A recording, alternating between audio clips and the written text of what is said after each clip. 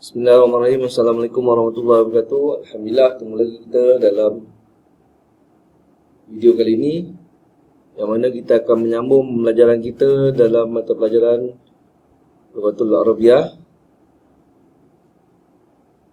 iaitu dengan melihat ataupun menyebut huruf sin. Huruf sin. Huruf sin adalah huruf selepas huruf zai. Jadi cara sebutannya ialah dengan merapatkan gigi atas dan gigi bawah dan menyebutnya dengan membuka mulut kita. Sin. Sin. Okey. Mesti ada bunyi desiran sin, dan ada keluar angin daripada mulut. Sin. Mari kita lihat sin yang berbaris atas bagaimana bunyinya. Sa. Sa. Contoh perkataannya ialah samakun. Samakun. Sa. Samakun. Dalam perkataan samakun ni terdapat huruf sin yang berbaris atas ataupun berbaris fathah, iaitu di hadapan ni. Jadi bunyinya sa. Samakun. Apa makna samakun? Samakun bermakna ikan. Samakun bermaksud ikan. Kemudian mari kita lihat sin yang berbaris kasrah ataupun berbaris bawah. Bunyinya si. Si. Sitarun. Sitarun. Si. Sitarun. Ada tak huruf sin yang berbaris bawah dalam perkataan sitarun? Ada, yang di hadapan ini. Si. Sitarun. Apa makna sitarun? Sitarun bermakna langsir. Sitarun maksudnya langsir. Kemudian kita lihat sin yang berbaris hadapan. Su. Su. Contoh perkataannya sulahfatun. Sulahfatun. Dalam perkataan sulahfatun ini terdapat huruf sin yang berbaris dhammah ataupun berbaris hadapan. Yang di awal perkataan ini su. Sulahfatun. Apa makna sulahfatun? Sulahfatun bermakna kura-kura. Okey. Sulahfatun bermaksud kura-kura. Jadi mari kita ulang menyebut huruf sin. Sa. Si. Su. Sa. Si. Su.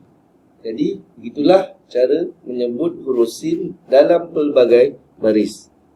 Kemudian mari kita lihat bagaimana cara menyebut huruf sin dalam pelbagai baris dengan harakat yang panjang ataupun dengan sebutan yang panjang.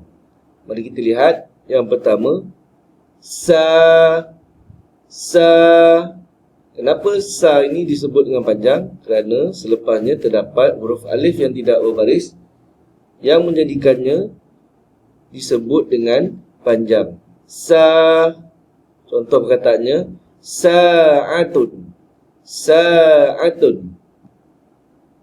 Jadi dalam perkataan sa'atun ini terdapat huruf sin yang berbaris atas disebut dengan panjang.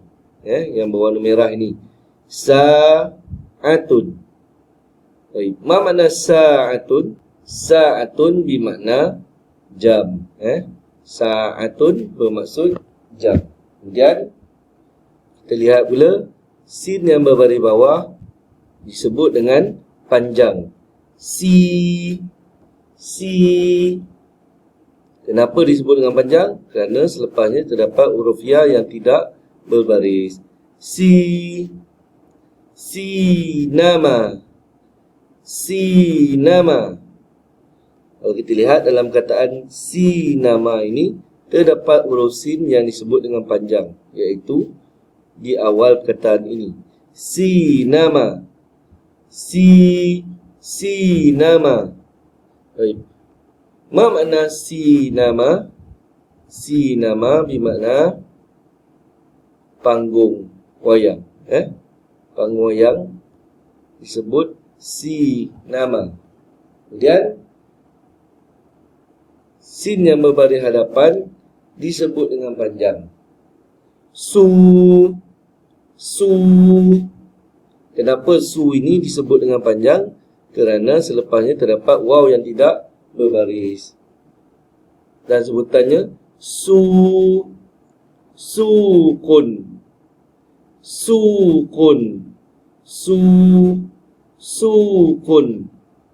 Dalam perkataan sukun ini terdapat sin yang berbaris hadapan ataupun berbaris dhammah disebut dengan panjang, iaitu di awal ini. Sukun. Ma makna sukun? Sukun bermakna pasar. Jadi mari kita cuba mengulangi sebutan sin yang disebut dengan harakat yang panjang. Sa, si, su, sa, si, su. Jadi kita cuba ulang daripada awal. Sa, si, su. Sa, si, su. Jadi begitulah sebutan huruf sin dalam pelbagai baris. Kemudian mari kita lihat huruf sin dan cara penulisannya. Di bawah ini terdapat cara ataupun kaedah penulisan huruf sin. Untuk menulis huruf sin, terdapat 3 langkah yang perlu kita ikut, iaitu giginya yang pertama adalah langkah yang pertama, iaitu buat satu lengkokan kecil. 1. Kemudian yang kedua, 2, dan ekornya hendaklah ditulis dengan menunjukkan ekornya ke bawah. 3. Gerakan yang ketiga ini adalah lebih panjang berbanding dengan 1 dan 2, seperti dalam rajah ini. Jadi ekor sin ini hendaklah ditulis dengan melebihkan ekornya di bawah garisan.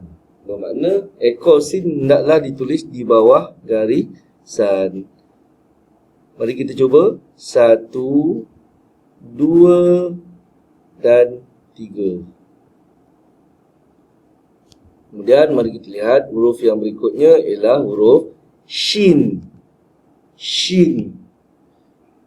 Bentuknya mirip seperti huruf sin, tetapi shin mempunyai 3 titik di atasnya. Dan sebutannya juga berbeza berbanding huruf sin. Shin. Shin. Shin. Dengan menyebut huruf shin, kita mestilah menyebut dengan mengeluarkan angin juga seperti huruf sin. Shin. Mari kita lihat sebutan huruf shin dalam pelbagai baris. Shin yang berbaris atas disebut dengan bunyi sya. Sya. Syajaratun. Sya. Syajaratun. Dalam perkataan syajaratun terdapat huruf shin yang berbaris atas, iaitu yang di awal perkataan ini. Sya. Syajaratun. Ma makna syajaratun? Syajaratun bermakna pokok. Kemudian terlihat shin yang berbaris bawah. Shi. Shi. Shi. Syiarun. syiarun. Syiarun. Dalam kataan syiarun terdapat huruf shin yang berbaris bawah, iaitu di awal perkataan. Syiarun. Ma makna syiarun? Syiarun bermakna jata ataupun logo. Syiarun. Dan kita lihat shin berbaris hadapan ataupun berbaris dhammah yang berbunyi syu. Syu. Syubatu. Syubatu. Syubatu. Dalam perkataan syubatu terdapat huruf shin yang berbaris hadapan, iaitu di awal perkataan. Syubatu. Ma makna syubatu?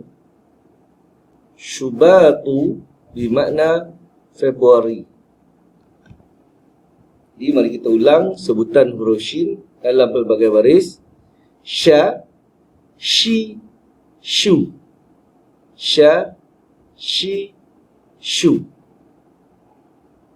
Kemudian huruf shin yang disebut dengan harakat yang panjang.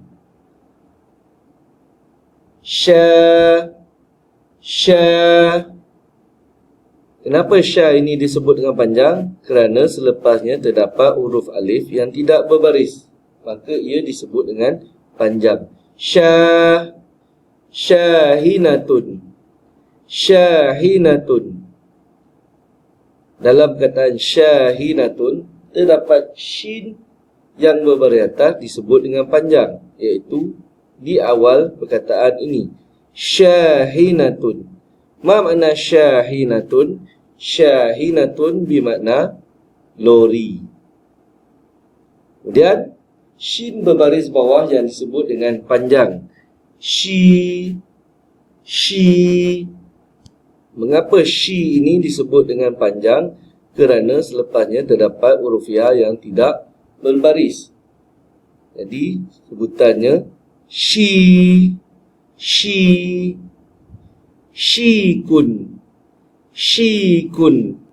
Dalam perkataan shikun terdapat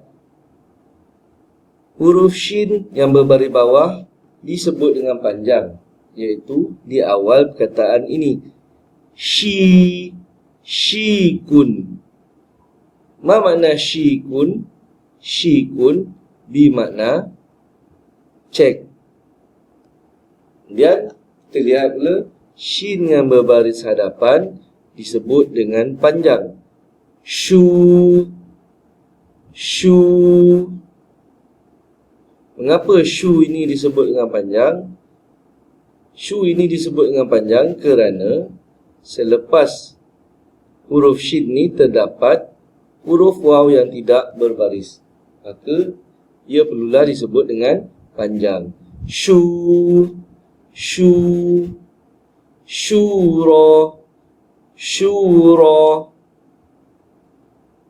Dalam perkataan syura terdapat huruf shin yang berbaris hadapan disebut dengan panjang, iaitu di awal perkataan ini. Syura. Ma makna syura? Syura bermakna mesyuarat. Syura bermaksud mesyuarat. Jadi mari kita ulang sebutan shin dalam pelbagai baris yang disebut dengan harakat yang panjang. Sya, shi, syu, sya, shi, syu. Jadi begitulah cara menyebut huruf shin dalam pelbagai baris. Kemudian mari kita lihat bagaimana penulisan huruf shin. Huruf shin ditulis sama seperti huruf sin, iaitu dengan 3 pergerakan. Tengkokan yang pertama 1, kemudian 2 dan 3. Ekor shin hendaklah ditulis di bawah garisan. Dan jangan lupa untuk menulis titik shin, iaitu 3 titik di atas huruf shin. Jadi Ustaz harap kamu semua dapat berlatih menyebut huruf sin dan huruf shin serta contoh-contoh perkataan yang telah dikemukakan. Semoga video ini bermanfaat buat semua.